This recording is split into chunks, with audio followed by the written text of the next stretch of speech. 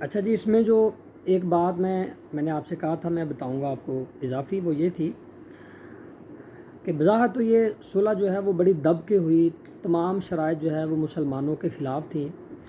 اللہ تعالیٰ نے اس صلح حدیبیہ کے فوراً بعد سورہ فتح جو ہے وہ نازل فرمائی، 26ویں پارے میں ہے، اور اس میں اللہ تعالیٰ نے ارشاد فرمایا انا فتحنا لک فتحا مبینا، اور اس میں یعنی خوشخبری دے دی کہ یہ جو صلح ہے اللہ تعالیٰ نے اس کو یعنی کھلی فتح جو ہے وہ قرار دے دیا۔ اب بظاہر جو ہے وہ بڑی ایک عجیب کیفیت تھی لوگوں کے اندر کہ ہم تو دب کے صلح کر رہے ہیں، اور اگر آپ ڈیٹیل میں جائیں تو حضرت عمر رضی اللہ تعالیٰ عنہ وہ بھی کہہ رہے ہیں نبی اکرم صلی اللہ علیہ وسلم سے کہ اے اللہ کے رسول، کیا آپ اللہ کے رسول نہیں ہیں؟ کیا ہم سچ حق کے اوپر نہیں ہیں؟ اگر ہم آپ اللہ کے رسول ہیں اور ہم حق کے اوپر ہیں تو کیوں ہم اتنی دب کے صلح کر رہے ہیں؟ اور پھر اس میں کچھ واقعات جو ہوئے، حضرت علی رضی اللہ تعالیٰ عنہ جو معاہدہ لکھنے والے تھے، جب اس میں پہلے یہ لکھا گیا کہ یہ معاہدہ محمد الرسول اللہ اور قریش مکہ کے درمیان جو ہے وہ طے پا رہا ہے، تو سب سے پہلا جو انہوں نے یعنی پوائنٹ آؤٹ چیز کی اس حوالے سے وہ یہ تھی، انہوں نے کہا کہ یہاں پر محمد الرسول اللہ جو ہے اس کو ختم کیا جائے۔ ہم تو آپ کو اللہ کا رسول مانتے نہیں ہیں، اگر اللہ کا رسول مان لیتے تو جھگڑا کس بات کا؟ نبی اکرم صلی اللہ علیہ وسلم نے حضرت علی سے کہا کہ ٹھیک ہے، یہ جو رسول اللہ کا لفظ ہے اس کو مٹا دو۔ تو حضرت علی جو ہے انہوں نے کہا کہ نہیں، میں نہیں مٹاؤں گا، میں تو آپ کو اللہ کا رسول مانتا ہوں۔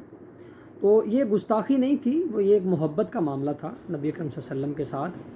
بہرحال نبی اکرم صلی اللہ علیہ وسلم، آپ کو پتہ ہوگا کہ آپ صلی اللہ علیہ وسلم دنیاوی جو علم ہے وہ پڑھے ہوئے نہیں تھے، لہذا آپ صلی اللہ علیہ وسلم نے کہا کہ آپ مجھے بتائیں، حضرت علی سے کہا کہ کہاں لکھا ہوا ہے۔ حضرت علی نے ایسے انگلی کا اشارہ کیا تو نبی صلی اللہ علیہ وسلم نے اس کو اپنے ہاتھ سے مٹا دیا۔ دوسرا جو ہے وہ حضرت عمر رضی اللہ تعالیٰ عنہ، انہوں نے کہا کہ ہم حق کے اوپر نہیں ہیں، آپ اللہ کے رسول ہیں۔ آپ نے فرمایا ہوں، تو پھر ہم کیوں اتنے دب کے صلح کر رہے ہیں؟ پھر نبی اکرم صلی اللہ علیہ وسلم نے تمام صحابہ سے کہا کہ اپنے اپنے احرام جو ہے وہ کھول دو اور قربانی کے جو جانور ہیں ان کو ذبح کر دو۔ کوئی بھی جو ہے وہ اپنی جگہ سے اٹھ نہیں رہا تھا، اور یہ بھی گستاخی نہیں تھی۔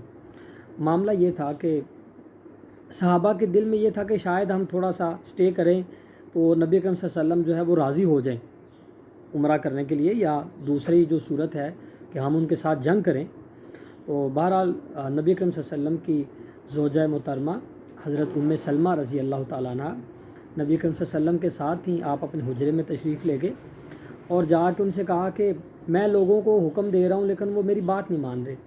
انہوں نے کہا کہ اللہ کے رسول صلی اللہ علیہ وسلم آپ پریشان نہ ہوں، آپ باہر جائیں، اپنا سر جو ہے وہ منڈوائیں، احرام کھول دیں اور اپنی قربانی جو ہے وہ کریں، تو انشاءاللہ لوگ جو ہے وہ بھی آپ کی پیروی کریں گے۔ نبی اکرم صلی اللہ علیہ وسلم نے ایسا ہی کیا، اور آپ صلی اللہ علیہ وسلم کے پیچھے تمام صحابہ نے اپنے سر منڈوائے اور قربانی کے جانور جو ہے وہ ذبح کیے، احرام جو ہے وہ بھی اتار دیا۔ تو یوں جو ہے نبی اکرم صلی اللہ علیہ وسلم اور صحابہ جو ہے وہاں سے واپسی جو ہے ان کی شروع ہو گئی۔ تو اللہ تعالیٰ نے اس فتح کو فتح مبین قرار دیا، بہت بڑی جو ہے وہ فتح قرار دیا۔ بظاہر یہ دب کے ہو رہی تھی صلح۔ اس میں جو لیفٹ ہینڈ لکھا ہوا ہے، ارشاد باری تعالیٰ ہم نے آپ صلی اللہ علیہ وسلم کو ایک واضح اور روشن فتح عطا فرمائی۔ یہ بھی وہ جو میں نے آیت آپ کے سامنے پڑھی ہے اسی کا ترجمہ لکھا ہوا ہے۔ اچھا جی، اس کے بعد ہے صلح حدیبیہ جو ہے اس کی اہمیت کیا ہے؟ تو آئیے اس کے بارے میں ہم پڑھتے ہیں صلح حدیبیہ کی اہمیت کیا ہے۔ نمبر 1، بظاہر صلح نامہ حدیبیہ کی شرطیں مسلمانوں کے خلاف تھیں۔